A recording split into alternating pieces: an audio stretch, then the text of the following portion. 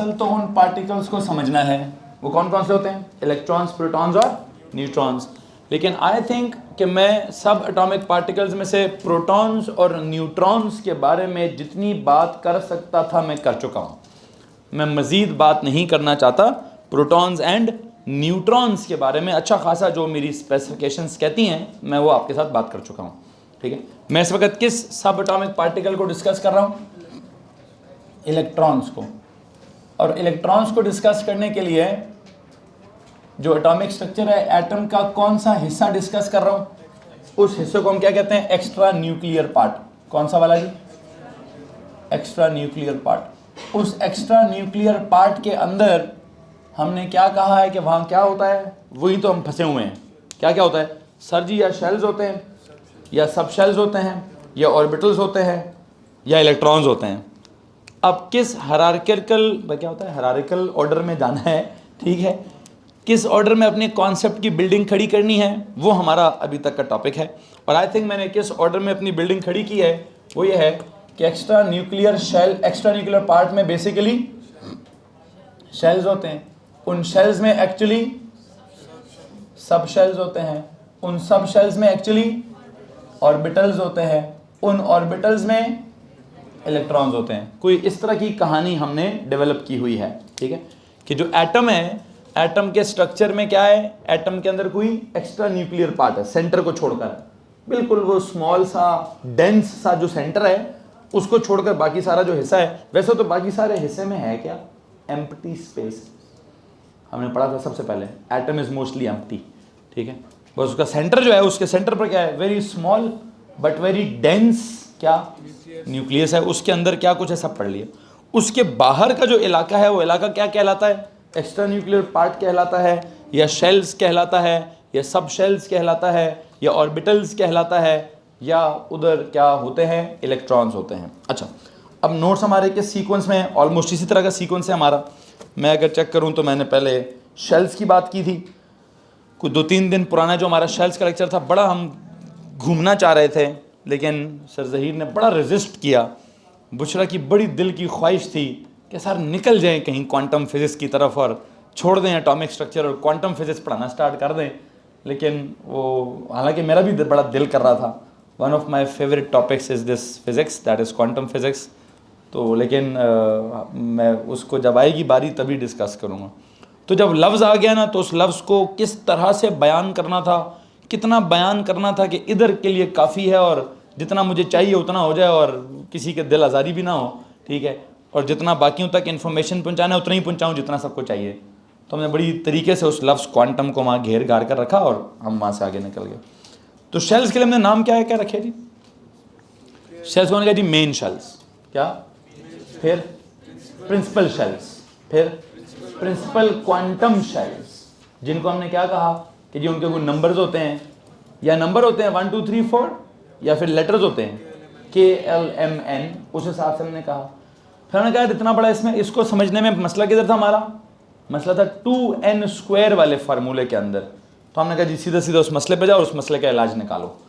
Shell number 1 है कि 2 है कि 3 है कि 4 है, शेल नंबर K है कि L है कि M है कि N है, पहला है कि दूसरा है कि तीसरा है कि चौथा है। ये इतना बड़ा मसला नहीं था। मसला क्या था, पहले में कितने इलेक्ट्रॉन है, 2, सब कहते हैं 2 है। दूसरे में कितने, 8, सब कहते हैं 8 है। तीसरे में कितने, पता नहीं। ये अब तीसरे में 8 हैं कि 18 हैं, कब सही है कब गलत है, कौन सही है कौन गलत है। मैंने भी पिछले 2-3 लेक्चर्स में मुख्तलिफ किस्म की, मैंने आपको ये जुमला पकड़ने ही नहीं दिया कि मैं 8 समझता हूँ कि 18 समझता हूँ। मैंने 3-4 दफ़ा इस 18-8 की बात की और मैंने तीनों दफ़ा मुख्तलिफ बात की, ताकि बच्चे के दिल में रहे यार है कुछ मसला तो है। सर पता नहीं, कभी 8 कहते हैं, कभी 18 कहते हैं, कभी कहते हैं ओ लेवल वाले सही हैं, कभी कहते हैं ओ लेवल वाले गलत है, ए लेवल वाले सही हैं। तो ये तीसरे शेल का मसला क्या है, तीसरे शेल में 8 इलेक्ट्रॉन्स होते हैं या 18? सबसे बड़ा AS के लेवल का सबसे बड़ा सवाल ये। इस सवाल की अंडरस्टैंडिंग होगी तो चैप्टर ही ख़त्म, मेरी तरफ से कन्फिगरेशन ख़त्म भाई। ठीक है, लेकिन वो इतना आसान नहीं है कि मैं उसको बस 2n² से समझा लूँ या मैं उसको बस मेन शेल्स के आइडियाज़ से समझा लूँ। मैंने सवाल ही क्या डिज़ाइन किया, मैंने कहा जनाब साहब ये जो 2n² वाला मसला है ना, to understand the concept of 8 और 18 electrons in the third main shell we need to develop some concept of sub shells. तो हमने उस सब शेल्स का आइडिया डेवलप करना स्टार्ट कर दिया। जब हमने सब शेल्स का आइडिया डेवलप किया तो हमने को बहुत ढेर सारी अंग्रेजियाँ मारी। क्या क्या अंग्रेजियाँ थी जी? दे आर क्या? Parts of the main shells, they are shells within main shells, they make up the main shell, they are the divisions of the main shell, या every main shell is composed of these sub shells, one और more सब shells. इस तरह से हमने बात करना start कर दी। सो हमने देखा यार कि वो जो के शेल है, जिसको आप पहला शेल कहते हैं, उसमें कितने सब शेल्स थे? सर एक ही था। वो जो एल शेल है, जिसको आप दूसरा मेन शेल कहते हैं, उसमें कितने सब शेल्स हैं? सर जी 2 थे। वो जो एल शेल है, जिसको आप तीसरा मेन शेल कहते हैं, उसमें कितने सब शेल्स हैं? सर जी 3 है। जो एन है, जिसको आप क्या कहते हैं, चौथा मेन शेल, उसमें सब शेल्स कितने हैं? सर जी 4 हैं। अच्छा, पहले मेन शेल के अंदर एक सब शेल है, कौन से वाला? S sub shell. दूसरे मेन शेल के अंदर 2 सब शेल्स हैं, कौन से वाले? S and P. तीसरे मेन शेल के अंदर 3 सब शेल्स हैं, कौन से वाले? S and P and D. चौथे मेन शेल के अंदर 4 सब शेल्स हैं, कौन से वाले? S and P and D and. किसी को मसला इस बात से? सो ये हमने बात की। फिर जब हमें अगली बात आई कि यार ये सब शेल क्या होता है, एस क्या होता है, तो पी क्या होता है, तो डी क्या होता है, तो एफ क्या होता है। पहले तो हमने कहा यार एस पी डी एफ को बड़ा बड़ा करके ना लिखना, हालांकि बोला भी है, फिर भी नहीं कहा मैंने, बड़ा बड़ा लिखा हुआ है, ठीक है। ऊपर पेज के हेडर पे लिखा भी हमने, main shells are represent by capital letters whereas sub shells are represent by वो लोअर केस लेटर्स। आपने फिर भी एस भी बड़ा लिखा है, पी भी बड़ा लिखा है, डी भी बड़ा लिखा हुआ है। राइटिंग ऐसी है, बड़ा डी छोटा डी अलग अलग नहीं होता। सही करें इसको, आपने छोटा डी सही करें इसको, ठीक करें, पी भी ठीक करें। स्मॉल लोअर केस लेटर्स के अंदर ये सब शेल्स का मेंशन करते होते हैं, हमेशा याद रखिएगा। नंबर करता है इसके ऊपर, एग्जामिनर को नहीं पता कैपिटल एस क्या है, जिसको आप एस कह रहे हैं वो स्मॉल एस ही है। बहरहाल हमने कहा जी हमें एसपीडीएफ समझना है। हमें जब एसपीडीएफ समझना था तो मैंने पहला जुमला क्या कहा, मैंने कहा जी each sub shell is composed of 1 or more degenerate orbitals. हैं जी, यहाँ पे हमने डीजेनरेट का लफ्ज़ और ऑर्बिटल का लफ्ज़ सीखना था। यहाँ पे हमारी कहानी कहीं फंसी हुई है, हम देखते हैं कहाँ फंसी है कहानी। फंसी दोबारा सुन लीजिए। शेल्स के अंदर हमने क्या कहानी पढ़ी? There is some K, there is some L, there is some L M, there is some K L M N main shells. यहाँ पे सब शेल्स में क्या है जी? Sir there is some S या पी या डी या F. This never like this, ठीक है, दिस नेवर दिस। पी छोटा छोटा होता है तो डी छोटा छोटा और डी होता है। This are SPDFs. And now जब हम एस की बात कर रहे थे, पहले हमने क्या कहा? Each main shell is composed of क्या? 1 और मोर सब शेल्स। फिर हमने कहा each sub shell is composed of क्या? 1 और मोर डीजेनरेट ऑर्बिटल्स। तो हमारा रिसेंट जो टॉपिक चल रहा है वो क्या चल रहा है? Degenerate orbitals. अच्छा, आई थिंक मैंने अभी तक सिर्फ डीजेनरेट का मीनिंग नहीं सिखाया, लेकिन ऑर्बिटल्स का मीनिंग तो सीख रहे थे हम। ऑर्बिटल्स का क्या मीनिंग सीखा है? सर असल में वो जो हमने जुमले ओ लेवल में शेल के साथ पढ़े हैं, क्या क्या जुमले? पाथ फॉलोड बाय इलेक्ट्रॉन वाला जुमला, path along which electron revolves around the nucleus वाला जुमला, रीजन और the space where electron can reside while revolving around the nucleus वाला जुमला, एनर्जी लेवल ऑफ इलेक्ट्रॉन वाला जुमला, region where electron density is maximum, region where the probability of finding in electron is maximum. ये सारे जुमले किस पर apply होते थे? जो आप ओ लेवल का बच्चा शेल पर या ऑर्बिट पर अप्लाई करेगा, हम वो सारे जुमले ऑर्बिटल पर अप्लाई करते हैं। उसमें जब मैंने प्री ओ लेवल का एक जुमला लिखवाया, फिर ओ लेवल का लिखवाया, फिर एएस लेवल का लिखवाया, फिर A2 लेवल का लिखवाया, फिर FSC का लिखवाया, फिर गूगल का लिखवाया, तो करते करते हमने सारे लेवल्स वहाँ पे कवर कर लिए। What is pre O level का जुमला for orbital? Please tell me. Path followed by electron. What is O level का जुमला for orbital? Path along which an electron revolves around the, this is O level का जुमला। What is as level का जुमला? It's not the path, it is the region or the space where electron can reside while revolving around the, ये है हमारा AS का जुमला। What is A2 level का जुमला? So is the energy level of an electron। तो energy level हमें अभी तो नहीं हमारा टॉपिक A2 का है। फिर हमने कहा नहीं जी कोई FSC वाले क्या कहते हैं? वो क्या कहते थे? Region where the electron density is maximum. फिर मैंने कहा जी वो किसी ने कहा सर गूगल में भी कुछ होता है, तो उसने क्या कहा जी? गूगल वाला क्या कहता है? Region where the probability of finding the electron is maximum, Heisenberg's uncertainty principle. ये जुमला तुमने कहीं मुझे बोला हुआ था, उसके जवाब में डेफिनेशन लिखी है, otherwise I am sorry. What ever sentence क्या था? हाइजेनबर्ग्स अनसर्टेनिटी प्रिंसिपल कोई बला है, कोई फार्मूला है, कोई कॉन्सेप्ट है, आउट ऑफ ए लेवल है, आउट ऑफ सारे लेवल्स है, किसी नॉवल में कुछ लिखा हुआ है। ठीक है, मैं भी किसी ज़माने में थोड़ा थोड़ा पागल था जितनी वो पागल है। ठीक है, मैं भी ये सारा कुछ पुट्ठा सीधा पढ़ता रहता था, तो हल्का फुल्का मुझे पता है क्या पूछती रहती है। ठीक है, बहरहाल बहरहाल बहरहाल मुझे उसका नाम लेने की इजाज़त यहाँ पे नहीं थी, लेकिन मैंने नहीं किया ये करतूत। ये किसी और ने नाम लिया हुआ था, क्लास के अंदर ही लिया था, तो मैंने क्लास में जिक्र कर दिया। बहरहाल बहरहाल बहरहाल ऑर्बिटल के साथ जो अंडरस्टैंडिंग थी मैंने पूरी बिल्ड कर दी है।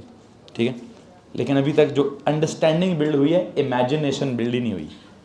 ऑर्बिटल्स का क्या इमेजिन करें, कैसे इमेजिन करें, वो तो हमने अभी तक बिल्ड ही नहीं किया भैया। अभी उसको बिल्ड करेंगे। अभी तो उससे इतना समझ आया है कि सर जिसको वो ओ लेवल में शेल कहते थे, गोले गोले बनाते थे हम, पहला गोला, दूसरा गोला, तीसरा गोला, तो उसी तरह की कोई चीज़ होगी। उनको अब मैं शेल में कहूँ, शेल के अंदर क्या है? सब शेल्स हैं। सब शेल्स के अंदर क्या है? ऑर्बिटल्स हैं। ऑर्बिटल्स के अंदर क्या है वो देखेंगे कि ऑर्बिटल्स कैसे हैं, तो उनके अंदर रहने वाले इलेक्ट्रॉन्स कैसे हैं, तो क्या साइंस है क्या नहीं है, इसको भी हमने कुछ तरीके से डेवलप करना पड़ेगा। 12 इससे पहले कि मैं ऑर्बिटल्स का तो बहुत कुछ लिखवा चुका हूँ, एक वर्ड मैं डी जनरेट के साथ लिखवाना चाहता हूँ, और उस डी जनरेट को समझाकर मैं आगे अपने लेक्चर, आज का लेक्चर बड़ा इंपॉर्टेंट है जी। आई थिंक आज हमें ये सारी कहानी शेल्स, सब शेल्स, ऑर्बिटल्स, इलेक्ट्रॉन्स, ये पूरा चार्ट जो है दिमाग में सही तरह से इंशाल्लाह डेवलप हो जाएगा। So degenerate, degenerate, degenerate, degenerate, अब आई डोंट नो कोई अंग्रेजी कहाँ से निकली है इसकी, लेकिन something like, let me tell you, same shape, same size, same level, बल्कि लिखते जाए, पहले लिखे जी सेम शेप। डी जनरेट का मतलब लिखवा रहा हूँ जी, same shape, same size,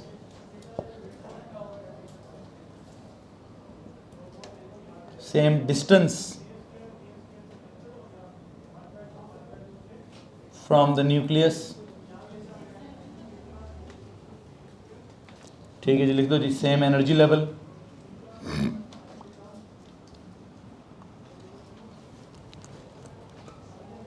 but क्या, बट डिफरेंट ओरिएंटेशन। अभी तक हम सिर्फ वोकैबुलरी बिल्ड कर रहे हैं, अभी तक हम सिर्फ वर्ड का मीनिंग डेवलप कर रहे हैं। ठीक है जी, और वो वर्ड का मीनिंग हमने क्या डेवलप किया है, लास्ट किसी लेक्चर में हमने ऑर्बिटल के वर्ड का मीनिंग डेवलप किया था। और ऑर्बिटल के वर्ड का मीनिंग क्या था जी? समथिंग लाइक पाथ, क्या लिखा था? पाथ फॉलोड बाय इलेक्ट्रॉन, फिर path along which electron revolves around the nucleus, फिर पाथ की जगह क्या? रीजन और space where electron can reside while revolving around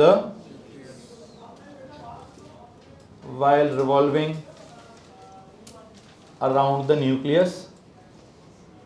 फिर जी, फिर हमने एक और बात क्या लिखी? रीजन और space where electron density is, बल्कि नहीं कुछ और लिखा हो, क्या लिखा हो?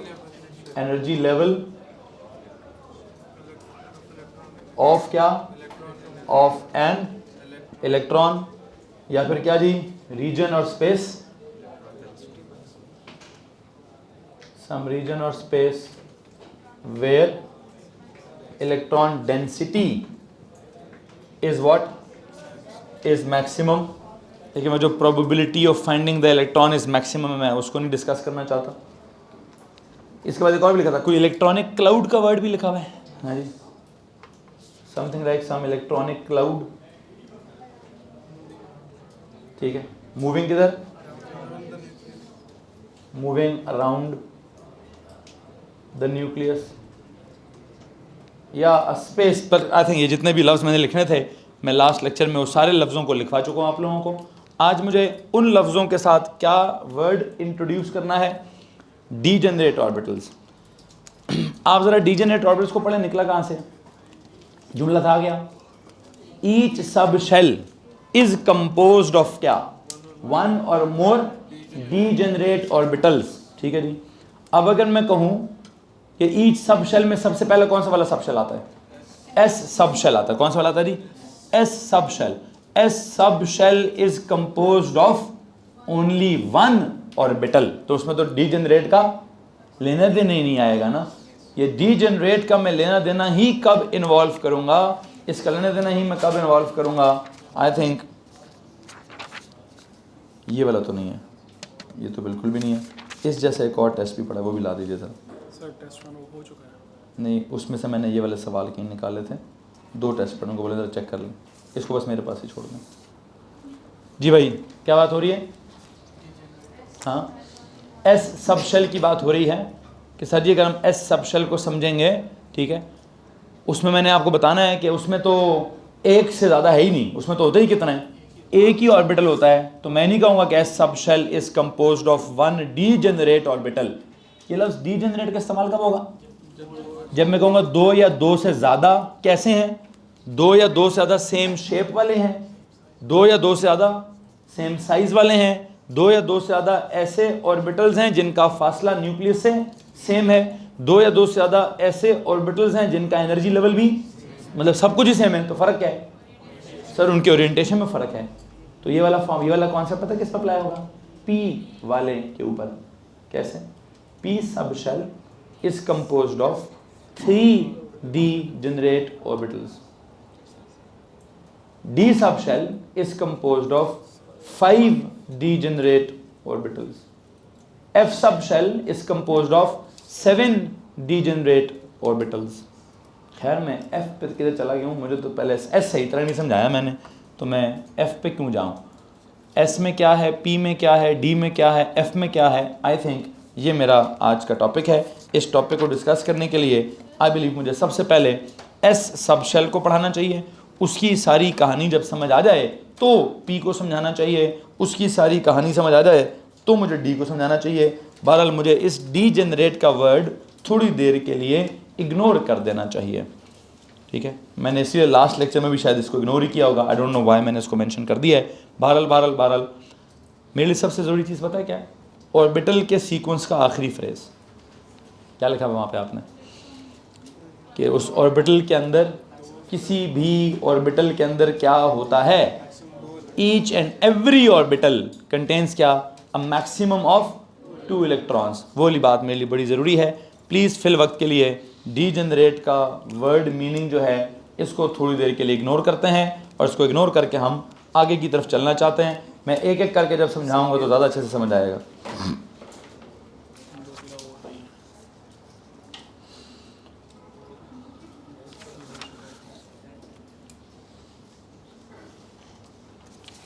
ये वाला हो चुका है।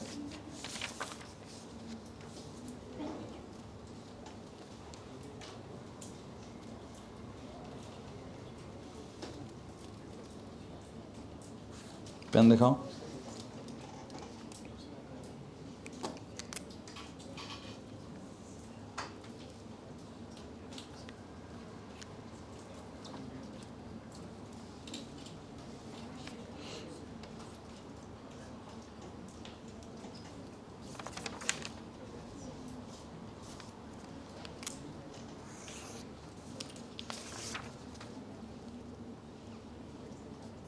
इस सब सवालों के आगे थोड़ी थोड़ी स्पेस दे दें ताकि बच्चा वर्किंग कर सके। यहाँ से उड़ा दें, पीछे वाला पेज खाली कर दें।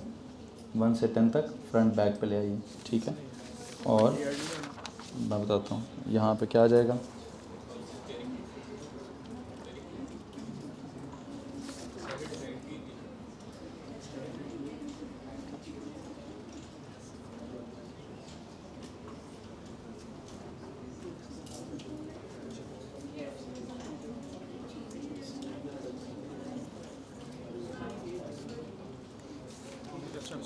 जी, हर सवाल के लिए थोड़ी थोड़ी स्पेस दे दीजिएगा। सुने जनाब जी, जी पुत्र, मैंने आपको पढ़ाया है इसके अंदर क्या है? अभी तो मैंने कुछ भी नहीं कहा, अभी लिखवाऊंगा, पूरी टॉपिक है, एंड पे आप सवाल मुझसे पूछ सकते हैं। तो थोड़ा सा ब्रेक लगानी है अपने सवालों को। क्या करेंगे भैया? अभी तो हमारी डी जनरेट के वर्ड की मीनिंग्स आई हैं, और इस वर्ड की मीनिंग के लिए मैं क्या चाहता हूँ, थोड़ी देर के लिए क्या डिटेल ऑफ सबशेल्स में मुझे बताइए। सबसे पहले मैंने कौन सा सबशेल पढ़ाना है आपको? S subshell. एस सबशेल जी। तो भाई सबसे पहली बात तो मुझे बताएं, ये जो एस का क्या मतलब क्या है? एस हमारा सबसे पहला सबशेल है। एस फॉर सबशेल भी होता है, लेकिन एस का लफ्ज़ असल में उसकी शेप के साथ है। किसकी शेप एक्चुअल में कैसी है? It is spherical in shape, not circle. Circle तो बिल्कुल एक गलत वर्ड है। अगर आपने ओ लेवल में सर्कल्स ड्रॉ किए हैं तो वो एक 2 डायमेंशनल मॉडल तस्वुर करके किए हैं, लेकिन एटम हकीकत में 2 डायमेंशनल चीज़ नहीं है। एटम हकीकत में एक 3 डायमेंशनल चीज़ है। तो जो आपने सर्कल ड्रॉ किया था, आपकी इतला के लिए अर्ज़ है कि वो सर्कल नहीं, वो क्या है? वो सफ़ेयर है। हाँ, अभी भी शायद ड्राइंग जब मैं 2 डायमेंशनल करूँगा तो वो मैं ड्रॉ सर्कल ही करूँगा, लेकिन उसके लिए मीनिंग मेरे दिमाग में बड़ा क्लियर होना चाहिए। ओ लेवल वाले क्लास में हम ये सर्कल है कि सफ़ेयर है इस पर डिस्कशन नहीं करते, बट एएस में हमें पता होना चाहिए कि अगर हम यूं करके कुछ गोल बना रहे हैं तो सर्कल नहीं बना रहे हैं। क्या बना रहे हैं जी? सफ़ेयर बना रहे हैं। तो एस की जो सबसे पहला कैरेक्टर है, एस फॉर सबशेल नहीं है, एस फॉर स्फेरिकल है। ठीक है जी। तो एस की सबसे पहली कहानी क्या लिखेंगे? It is spherical in shape. पहला जुमला लिखिए जी, it is spherical in shape. It is spherical in shape.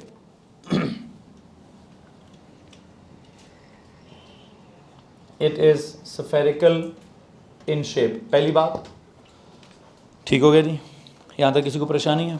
दूसरी बात, इसके अंदर कितने ऑर्बिटल्स हैं? इसके अंदर 3 ऑर्बिटल्स नहीं हैं, 5 नहीं हैं, 7। ये वाहिद सबशेल है जिसमें सिर्फ एक ऑर्बिटल है। इट इज़ कंपोज्ड ऑफ क्या? Only 1 orbital. ठीक है जी। इट इज़ कंपोज्ड ऑफ क्या? Only 1 orbital. हाँ, नहीं पढ़ाऊंगा। इट इज़ कंपोज्ड ऑफ क्या? Only 1 orbital. It is composed of only 1 orbital. और यहाँ पे आपने कहीं लिखा था कि 1 ऑर्बिटल में मैक्सिमम इलेक्ट्रॉन्स की कैपेसिटी क्या है? मैक्सिमम ऑफ 2 इलेक्ट्रॉन्स होते हैं इन एनी ऑर्बिटल। लिखा हुआ है कि नहीं लिखा हुआ है? तो यहाँ पर भी मुझे बताएं कि अगर ये स्फेरिकल इन शेप है, इसमें एक ही ऑर्बिटल है, तो उस एक ऑर्बिटल में कितने इलेक्ट्रॉन्स की कैपेसिटी है? Sir ji, its maximum capacity is 2 electrons.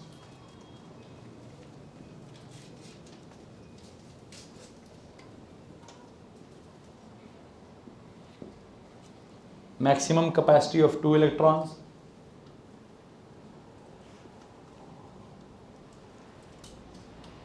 अच्छा, अब मैं आपको बताऊं, इसमें एक और बात भी है। ये वाले सब शेल में ख़ास बात है कि हर मेन शेल में है। कैसे? आपने कहा था ना के में क्या क्या है? के में एस भी है, सॉरी के में एस है। एल में क्या है? एस भी है और पी भी है। एम में क्या है? एस भी है और पी भी है। और तो एस तो सब में है ना। एस के में भी आता है, एस एल में भी आता है, एस एम में भी आता है, और एस जो है वो, तो आई थिंक एक और जो मैं लिखूंगा, it is present in every main shell. ये लिखें जी, it is present in every main shell. It is present in every main shell. It is present in every main shell. अच्छा, जो एवरी मेन शेल है, मतलब ये बताएं कौन कौन होता है मेन शेल? पहला होता है मेन शेल इज के शेल। के शेल में भी एक होगा, वैसे के शेल को कहते हैं क्या है? के शेल का एन क्या होता है? के शेल का एन 1 होता है। तो इस के शेल के अंदर जो एस सब शेल होगा, पता है उसको आप क्या कहेंगे? 1s कहेंगे। ठीक है, क्या कहेंगे जी? अच्छा, उसकी शक्ल कैसी होगी? अगर ये न्यूक्लियस है, क्या ये पहला 1s। ठीक है, किसी को मसला इस बात से? यार, इसमें मैक्सिमम कितने इलेक्ट्रॉन्स हो सकते हैं? 2। ठीक है, वो कैसे हैं वो तो मैंने भी नहीं समझाया। दूसरा मेन शेल कौन सा है? एल शेल, एल शेल का एन क्या है, एल शेल का एन होता है 2, उसके अंदर भी क्या होगा, एस तो उधर भी होगा, उस एस को मैं क्या बोलूंगा, उसको बोलूंगा 2s। 2s मतलब दूसरा एस, दूसरा एस मतलब दूसरे मेन शेल वाला एस, तो उसका साइज क्या होना चाहिए, थोड़ा बड़ा होना चाहिए, ठीक है जी। तो मैं उसके लिए शायद कुछ ऐसा बनाऊं, ऐसा बना लो। फिर के के बाद एल, एल के बाद एम, एम शेल का क्या सीन है सर, उसका एन जो है वो 3 है, उसमें क्या होगा 3s होगा, तो 3s का शक्ल क्या कैसे होगी सर, होगी तो भी सफ़ेद ही, लेकिन अब थोड़ा और बड़ा होगा। यहाँ तक अगर किसी को मसला है तो प्लीज़ हाथ खड़ा कर दीजिए। एक बात आपको पता होनी चाहिए कि जैसे जैसे आप के से एल पे जाते हैं, एल से एम पे जाते हैं, it's not just the numbering 1 2 3 that increases, is the size of the sub shell that also increases. Please याद रखिए कि जब आप n is equal to 1s है तो छोटा है, n is equal to 2s है तो थोड़ा बड़ा है, n is equal to 3s है तो थोड़ा और बड़ा है, तो 4s क्या होगा, थोड़ा और बड़ा होगा। आई थिंक जैसे जैसे आप यहाँ से आगे जा रहे हैं, जैसे जैसे हम यहाँ से आगे की तरफ जा रहे हैं, what is happening, I believe it is the size that is increasing, size of S sub shell what increases. Even अगर आप एल के बाद एम एन एन शेल की बात करेंगे, एन शेल का जो एन इज इक्वल टू 4 होगा, जो उसका 4th एस होगा भाईजान वो सबसे बड़ा होगा, लो जी सबसे बड़ा बना दें। अगर आपका स्पेस है तो, मेरे पास स्पेस नहीं थी इसलिए मैं 3s ही बनाया है, 4s के बारे में आई थिंक वो बहुत बड़ा होगा। और अगर आप कहते हैं सर एक ही न्यूक्लियस पे बनाएं, तो ये लो जी, this is 1 nucleus, what is this, what is this, what is this, what is this, that's it. तो ये आप क्या करते रहे सर, ये खेल तो हमें आता है, हैं जी, ये खेल तो हम भी बचपन में खेलते रहे, जी बिल्कुल जनाब यही खेल खेला है बस आपने, ठीक है जी। उस हिसाब से तो फिर 1s में भी 2 इलेक्ट्रॉन्स हैं, 2s में भी 2 इलेक्ट्रॉन्स हैं, 3s में भी 2 इलेक्ट्रॉन्स हैं, 4s में भी 2 इलेक्ट्रॉन्स हैं, ठीक है। लेकिन खेल सिर्फ ऐसा तो नहीं है, it's not just S, S के बाद देयर इज समथिंग लाइक कोई पी वाली चीज़ भी है, कोई डी वाली चीज़ भी है, कोई आगे एफ वाली चीज़ भी है। लेकिन बहरहाल इससे पहले कि मैं पी तक जाऊँ, मुझे तो I have something else to explain. क्या एक्सप्लेन करना है मैंने अभी जैसे आपको कहा कि मैक्सिमम कैपेसिटी जो है वो 2 इलेक्ट्रॉन्स की है, तो इधर मुझे 2 इलेक्ट्रॉन्स के साथ भी कुछ समझाना है अभी आपको। इससे पहले कि मैं ये K shell, N shell, M shell, N shell, N 1 2 3 4, 1s 2s 3s 4s, okay ये भी आ गया, ये भी ये 1s है, ये 2s है, ये 3s है। यू नो व्हाट, इसको समझाने के लिए there is a box notation as well. क्या इस तरह नोट लिखेंगे, there is a box notation, there is a box notation, बल्कि एक सेकंड इधर ना लिखें, पेज के हेडर पे जाएं, इस सीक्वेंस को नहीं ख़राब कर रहा मैं, मेरा ये सीक्वेंस ख़राब मत करेंगे जी। पेज के हेडर पे जाएंगे और वहाँ एक छोटा सा नोट लिखें, there is a box notation, there is a box notation to represent the subshells, there is a box notation to represent क्या, to represent the subshells, there is a box notation to represent the subshells। एक और जुमला भी मैं लिखवाऊंगा, लेकिन उस जुमले को लिखवाने से पहले मैं आना चाहता हूँ वापस नीचे। बॉक्स नोटेशन जहाँ पे लिखा ना, आप उधर एक डब्बा बना दें, क्या बना दें जी, there is a box notation to represent sub shells के अंदर पेज के हेडर पे था, वहाँ पर क्या करें, वहाँ पर ना एक यूं करके डब्बा बना दें।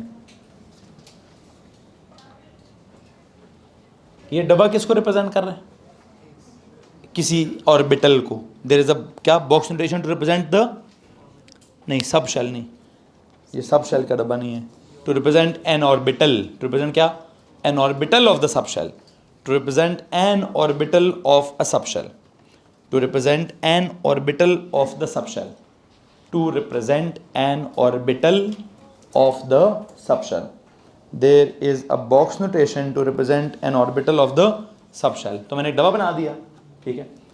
उस डब्बे के अंदर हमें कितने इलेक्ट्रॉन्स दिखाने हैं, किसी भी सब शेल नहीं, किसी भी ऑर्बिटल के अंदर कितने इलेक्ट्रॉन्स होते हैं, 2 होते हैं।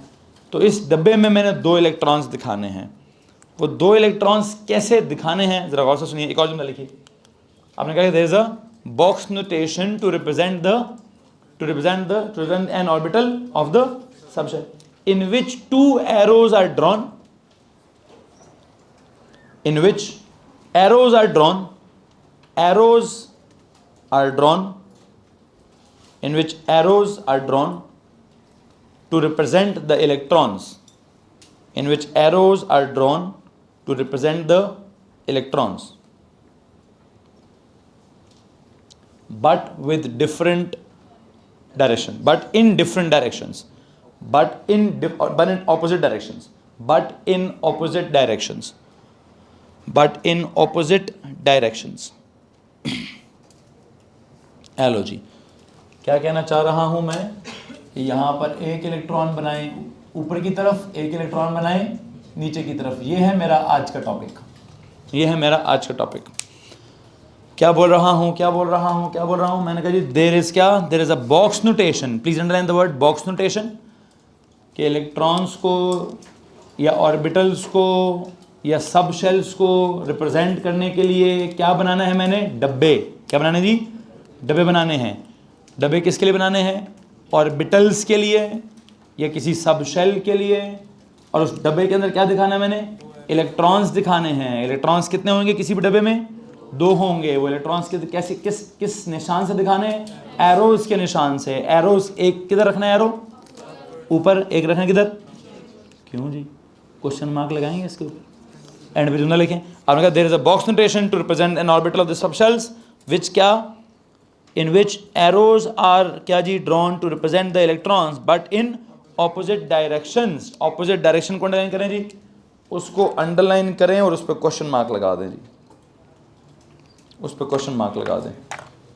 अच्छा जी, अब आते हैं इस सवाल की तरफ। आई थिंक ये लास्ट लेक्चर में कहीं ना कहीं सवाल हुआ था और उस सवाल को होते होते मैंने कहीं आधा अधूरा डिस्कस करके छोड़ दिया।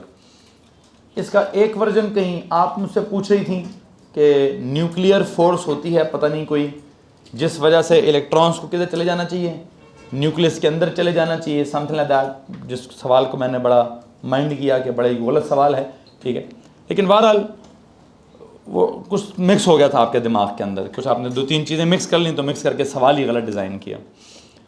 असल सवाल क्या है, रबानी मुझसे कोई सवाल पूछ रहा था। हाँ, असल सवाल मैंने कहा था ये डिस्कस करना है। हारिस साहब मुझसे पूछते थे कि सर आपने कहा है कि एक रीजन के अंदर कितने इलेक्ट्रॉन्स हैं, 2। एक क्लाउड के अंदर कितने इलेक्ट्रॉन्स हैं, 2। एक ऑर्बिटल के अंदर कितने इलेक्ट्रॉन्स हैं, मतलब ये ऑर्बिटल की बात हो रही है ना। What is an orbital, path followed by electron. चलो छोड़े, इधर है, ये हमारे काम का है जी, ये एएस की स्टेटमेंट है ना, रीजन और space where electron can reside while revolving around the. तो उस रीजन में कितने इलेक्ट्रॉन्स हैं, is the region where electron density is maximum. एक इलेक्ट्रॉन नहीं है वहाँ, कितने हैं, वहाँ पर एक इलेक्ट्रॉन का पेयर है। क्या है जी, रीजन है जहां पर इलेक्ट्रॉन का क्लाउड है। बल्कि काम करें, जाएं जी इलेक्ट्रॉन क्लाउड के लफ्ज को लिखें इलेक्ट्रॉन पेयर, जहां पे लफ्ज है ना क्लाउड, वहां लिखे इलेक्ट्रॉन पेयर। जहां पे आपने कल लिखा है कि जी कोई इलेक्ट्रॉन का रीजन है या कोई इलेक्ट्रॉन का क्लाउड है या कोई इलेक्ट्रॉन का, तो आई थिंक इनमें से ऑर्बिटल के लिए जिन वर्ड्स को लेकर मैं सहमत हूं, path followed no way, path along which बहुत ऑर्डिनरी है, रीजन और स्पेस हाँ ठीक है, फिर एनर्जी लेवल ठीक है, फिर रीजन और स्पेस फिर इलेक्ट्रॉन डेंसिटी इज मैक्सिमम ठीक है, इलेक्ट्रॉन का क्लाउड ठीक है, इलेक्ट्रॉन का पेयर ठीक है जी। तो आई थिंक ऑर्बिटल के लिए क्या लफ्ज है, रीजन और स्पेस ऑफ क्या, रीजन और space of electron, energy level of electron, electronic cloud या इलेक्ट्रॉन पेयर। जी भाई, ये सारे अल्फाज हैं जो ऑर्बिटल के लिए इस्तेमाल होते हैं कि ऑर्बिटल एक ऐसी जगह है जहाँ पर इलेक्ट्रॉन्स हैं, ऑर्बिटल एक ऐसी जगह है जहाँ इलेक्ट्रॉन की डेंसिटी मैक्सिमम है, ऑर्बिटल एक ऐसी जगह है जो असल में एक इलेक्ट्रॉन का क्लाउड है, और इलेक्ट्रॉन के क्लाउड का मतलब इलेक्ट्रॉन का पेयर है। अब इलेक्ट्रॉन के पेयर का मतलब कितने इलेक्ट्रॉन्स हैं, सर जी 2 इलेक्ट्रॉन्स हैं। अब जो 2 इलेक्ट्रॉन्स हैं उधर सवाल हारिस साहब करते हैं सर इलेक्ट्रॉन पर क्या चार्ज होता है? नेगेटिव। दोनों इलेक्ट्रॉन्स पर क्या चार्ज होता है? नेगेटिव। तो जब दो इलेक्ट्रॉन्स पर चार्ज जो है वो नेगेटिव होता है तो वो नेगेटिव नेगेटिव एक दूसरे को क्या करते हैं? रिपेल करते हैं। जब वो एक दूसरे को रिपेल करते हैं तो वो एक जगह पे रहते कैसे हैं? ये असल सवाल है। ये असल सवाल क्या है कि जब वो दोनों एक दूसरे को रिपेल करेंगे उनके दरम्यान में इलेक्ट्रिकल रिपल्शन होगी, उनके दरम्यान में जो इलेक्ट्रोस्टैटिक, स्टैटिक तो नहीं है, दे आर मूविंग पार्टिकल्स हैं, बट स्टिल जो भी हैं, इलेक्ट्रिकल फोर्स ऑफ रिपल्शन होगी, वो कैसे एक ही जगह पर इनको छोड़ेगी? वो फोर्स तो रिपेल करते करते एक दूसरे से मगरिब से मशरिक में ले जाना चाहिए उनको। जिस मशरिक से मगरिब में आप कैसे रिप्रेजेंट करते हैं, उस मशरिक से मगरिब में आप ओ लेवल में कैसे रिप्रेजेंट करते थे? सर हम तो पैर बनाते ही नहीं हैं। हम ओ लेवल्स में क्या करते थे? सर ये लें, पहला इलेक्ट्रॉन ऊपर बनाएंगे, दूसरा इलेक्ट्रॉन, लेकिन कभी कभी मजबूरी हो जाती थी, पैर बनाते थे वहाँ पे, ठीक है। वो पैर कैसा था उसको तो हमने डिस्कस ही नहीं किया। अभी आप कहेंगे सर एक ऊपर कर लें एक नीचे कर लें, चलो इतनी बात मान लेता हूँ, ये लें जी, लेकिन ये एक ऊपर बना लें एक नीचे बना लें, ये तो कोई अंडरस्टैंडिंग नहीं है, ये तो बड़ी ऑर्डिनरी अंडरस्टैंडिंग है, ठीक है। जब मैं वो 8 बनाऊंगा तो क्या करेंगे आप? याद आ रहा है? 2-2 करके पैर, 8-8 अलग बनाए थे? नहीं, 2-2 करके पैर बनाए थे। मुझे उस पैर के बारे में समझाएं, उस पैर में क्या साइंस है? वो क्यों चिपके हुए हैं आपस में? वो क्यों इतना करीब करीब रह रहे हैं? किसी ने कहा जी स्पिन स्पिन हो रही है। अच्छा जी, तो स्पिन समझाएंगे जरा क्या हो रही है? बुशरा मैम प्लीज़ एक्सप्लेन करिए। तो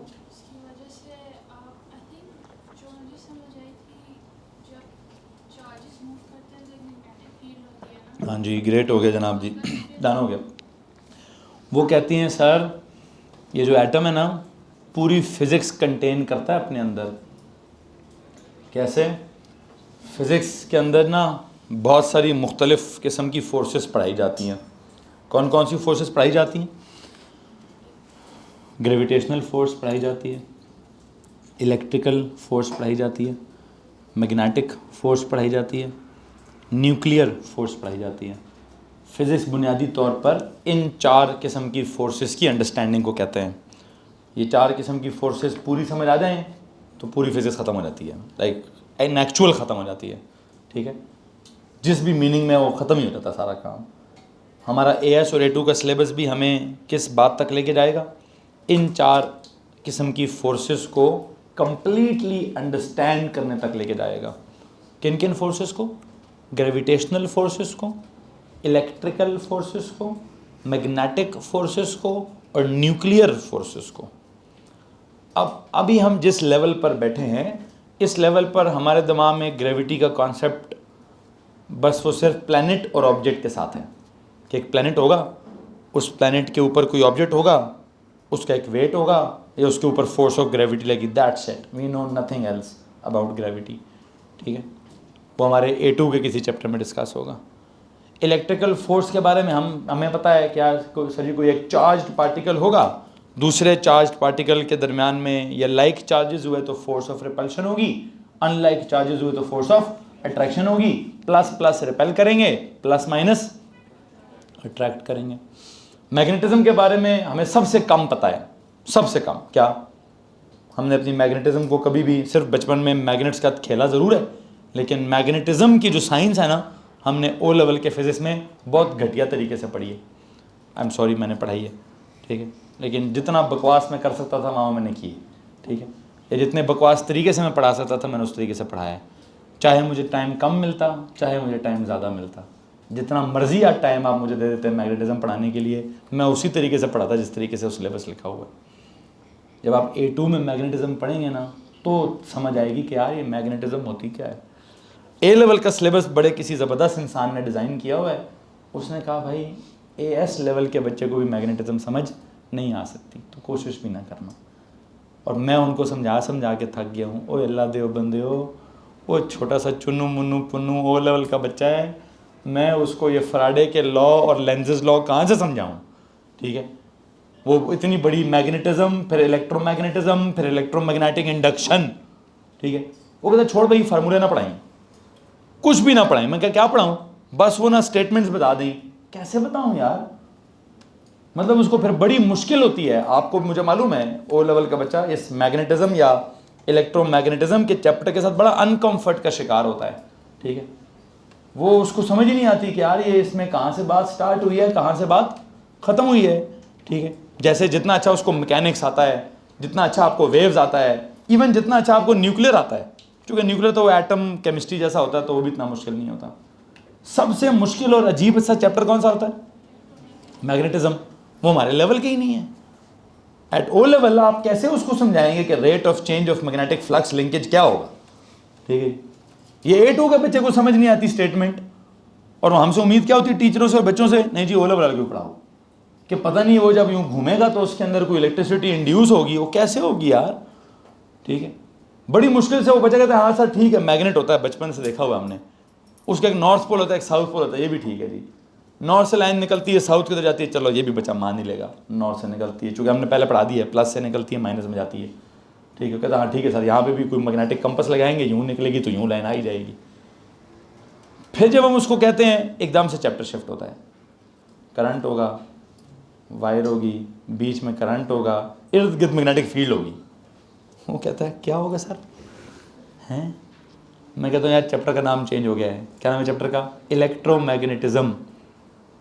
तो विदाउट एनी बैकग्राउंड नॉलेज एकदम से मैं उसको इलेक्ट्रोमैग्नेटिज्म का लॉ नंबर 3 लिखवा देता हूँ कि when ever there is a current in the wire there is a magnetic field around it.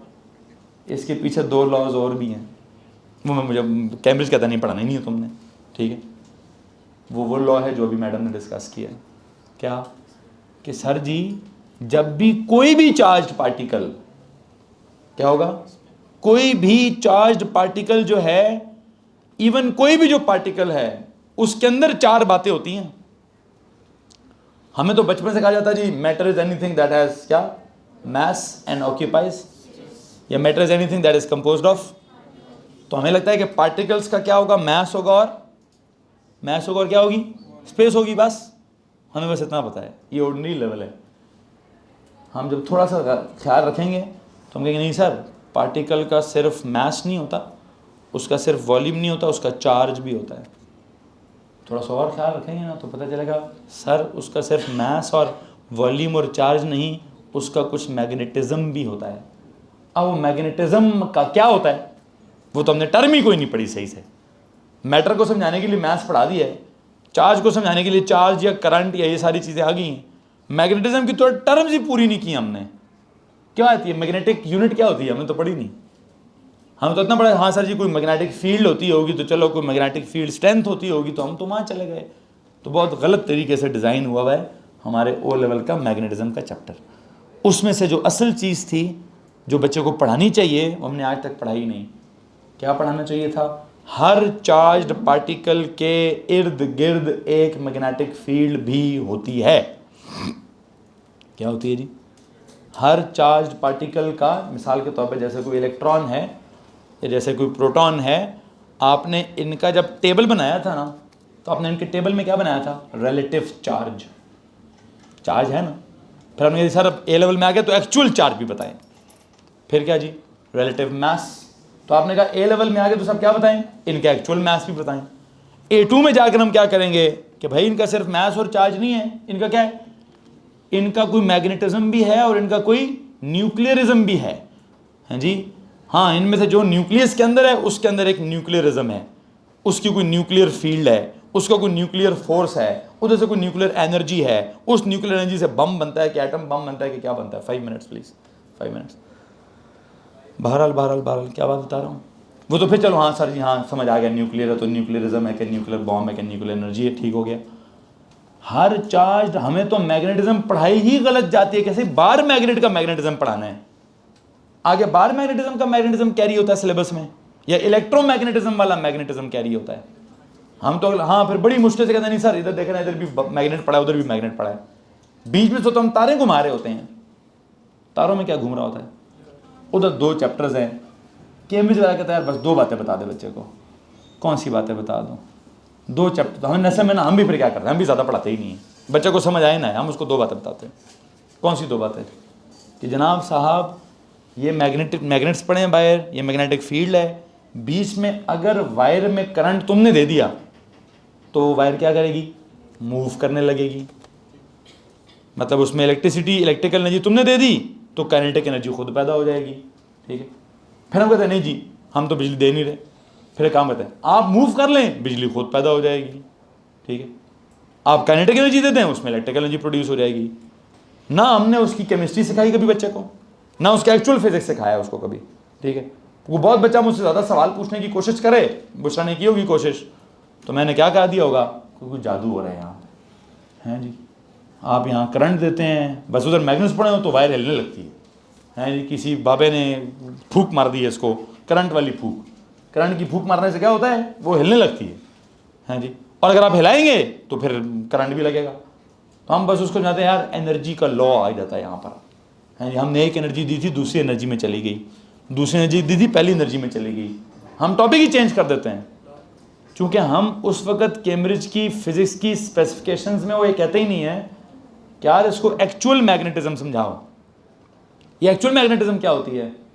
Actual magnetism is not related to bar magnets, it is related to atoms as a magnet, बल्कि atom भी नहीं, it related to sub atomic particles behaving as magnets, ठीक है। अब एक और बड़े मजे की बात बताऊं, ये भी हमारे सिलेबस में नहीं है, ठीक है, लेकिन मैं एक सवाल का जवाब ज़रूर देना चाहता हूँ। आपने जो मुझसे सवाल पूछा था सिलेबस में तो वो भी नहीं था, लेकिन वो गलत सवाल था। इनका सवाल बिल्कुल ठीक है, उसका जवाब देने के लिए मैं 2 जुमले बोल रहा हूँ कि इलेक्ट्रॉन्स के इर्द गिर्द क्या होती है, कोई मैग्नेटिज्म होती है। क्या होती है जी? जो लफ्ज़ है ना इलेक्ट्रोमैग्नेटिज्म, उसमें पता क्या है, इलेक्ट्रॉन के इर्द गिर्द की मैग्नेटिज्म को क्या कहते हैं, इलेक्ट्रोमैग्नेटिज्म। हमने क्या कर दिया, इलेक्ट्रिक करंट के इर्द गिर्द वाली मैग्नेटिज्म को क्या कहते हैं, इलेक्ट्रोमैग्नेटिज्म। वो तो इलेक्ट्री मैग्नेटिज्म होनी चाहिए थी, उसका नाम इलेक्ट्रिकल मैग्नेटिज्म रखते हैं ना। नाम क्या रखा हमने, इलेक्ट्रोमैग्नेटिज्म। तो इलेक्ट्रॉन के इर्द गिर्द होती है कोई मैग्नेटिज्म, सबसे पहला रूल ये है।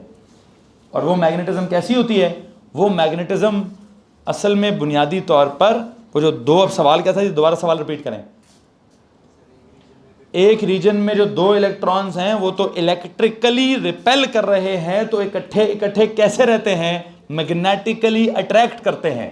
कैसे जी? एक घूमता है यूं यूं, एक घूमता है यूं यूं, एक घूमता है क्लॉकवाइज, एक घूमता है एंटी क्लॉकवाइज। तो उनके क्लॉकवाइज और एंटी क्लॉकवाइज घूमने से क्या होता है, उनकी ऑपोजिट स्पिन करने से क्या होता है, opposite direction of magnetic field develop होती है। और वो opposite directions of magnetic field क्या होती हैं, वो आपस में एक मैग्नेटिक अट्रैक्शन डेवलप करती हैं। यूं समझिए कि इसका हमेशा हर वक्त नॉर्थ और उसका हमेशा हर वक्त साउथ आमने सामने रहता है, तो दोनों क्या करते हैं, दूसरे को अट्रैक्ट करते हैं, इकट्ठे रहते हैं। अदरवाइज आपका सवाल बिल्कुल ठीक है कि इलेक्ट्रिसिटी उनको क्या करती होगी, इलेक्ट्रिकल फिजिक्स क्या करती होगी, इलेक्ट्रिकल फोर्स क्या करती होगी, रिपेल कराती होगी, रिपेल होनी चाहिए, लेकिन it's the magnetism that keeps them together. लेकिन हमारे सिलेबस में मैग्नेटिज्म नहीं है, हमारे सिलेबस में सिर्फ क्या है कि आप इतनी बात समझो कि उनका something is opposite. What is opposite? उनकी ना जनाब साहब, उनकी स्पिन इज ऑपोजिट। तो उसकी स्पिन इज ऑपोजिट से क्या होता है, वो कहते हैं भाई स्पिन ऑपोजिट है तो इकट्ठे रह लेते हैं। क्यों जी, कैसे इकट्ठे रह लेते हैं, as if their gender is opposite. तो फिर कैसे इकट्ठे रहते हैं, निकाह किया होता है सारों उन्होंने आपस में, तो इकट्ठे रहते हैं, हैं जी। खैर अब वो अल्लाह ने खुद निकाह पढ़ाया होगा उनका, ठीक है, कि जी तुमने ऑपोजिट हो तो इकट्ठे रहने हैं। 12 जी भाईजान क्या, अल्लाह अकबर, इतना आगे, स्पिनिंग वेलोसिटी टर्म कहाँ से निकाली तूने? वैसे ही कहते सर स्पिन कर रहे हैं तो कोई वेलोसिटी भी होगी, तो कोई स्पिनिंग वेलोसिटी भी होगी। सही कह रहे हैं, होगी, सेम ही होनी चाहिए, बिल्कुल सेम होनी चाहिए। लेकिन इस तरह की बहुत सारी और भी टर्म्स हैं जो मैं यहाँ पे इस्तेमाल नहीं करना चाहता। मैं आपको ये बात बताना चाहता था कि पेज के हेडर पे आपने कुछ लिखा है, उसका जवाब देना है। क्या लिखा है पेज के हेडर पे? There is a box notation to represent क्या, an orbital of the subshell in which electrons are क्या, arrows are drawn to represent the electrons but in opposite direction. और आगे क्या लिख दिया है, क्वेश्चन मार्क लगा दिया है। वो जो ऑपोजिट डायरेक्शन का सीन है, ठीक है, आए नजर नीचे सब सेंड पर, वहां लिखें the 2 electrons residing in an orbital, कोई हेडिंग नहीं, नीचे जाएं मेन नोट्स पे। आखिरी बात क्या लिखी है मेन नोट्स के अंदर आपने, आपने कहा जी spherical in shape, composed of one orbital, maximum capacity of 2 electrons. वो जो मैक्सिमम कैपेसिटी ऑफ 2 इलेक्ट्रॉन्स है ना, उनके साथ मैंने लिखवाना है। कोई भी निशान लगा दें सर, वो 2 इलेक्ट्रॉन्स का जवाब दे रहा हूँ, या ऊपर के पेज के हेडर पे जो सवाल लिखा है उसका जवाब दे रहा हूँ, या जो पेज के हेडर पे सवाल लिखा था, सवाल के एंड पे क्वेश्चन मार्क लगाया हुआ है, तो नीचे नोट पे आए क्वेश्चन मार्क का आंसर लिखें। वो जो आपने ऊपर सवाल लिखा है उसके आगे जो क्वेश्चन मार्क का निशान लगाया है वो निशान नीचे दोबारा लगा दें और कहें सर उस सवाल का जवाब आ रहा है। क्या जवाब आ रहा है? The two electrons residing in an orbital, आ जाओ बुला लो सारों को, residing in an orbital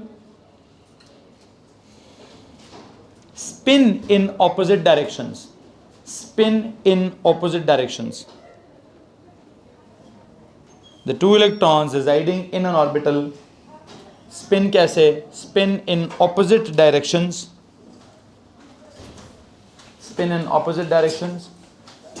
that develops a magnetic force of attraction, that develops a magnetic force of attraction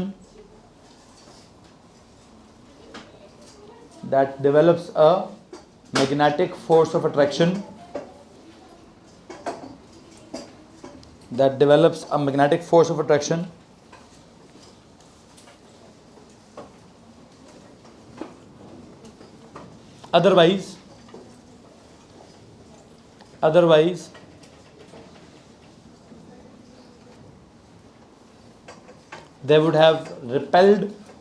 they would have electrically repelled each other. ये बात वहाँ पे कहीं नोट कर लीजिए। The two electrons residing in an orbital spin in opposite directions, that develops a magnetic force of attraction. Otherwise they would have electrically repelled each other. तो हम ये भी कह सकते थे कि the two electrons revolving या residing in an orbital क्या करते हैं? spin in what? in opposite directions to develop what? to develop a magnetic force that shall overcome, कौन सी वाली? that shall overcome the electrical force of repulsion. वो जो electrical force of repulsion है उसको किसने ओवरकम किया हुआ है? मैग्नेटिक फोर्स ऑफ अट्रैक्शन ने ओवरकम किया हुआ है। तो जनाब साहब वैसे तो ये जुमला हमारे सिलेबस से बाहर है, ये जुमले कहने पे जाके लिखें out of syllabus, magnetic force is out of syllabus, लेकिन सवाल बहुत कमाल का था तो मुझे जवाब देना उसके लिए ज़रूरी था। तो उनके सवाल का जवाब है कि सर वो आपने कहा एक डब्बे में 2 हैं तो 2 तो रिपेल कर रहे हैं, तो इकट्ठे कैसे हैं? है जी, कोई ना कोई फोर्स है जो अट्रैक्टिव है, जो उनको जोड़ के रख रही है, जो उनकी रिपल्शन की फोर्स को ओवरकम करती है।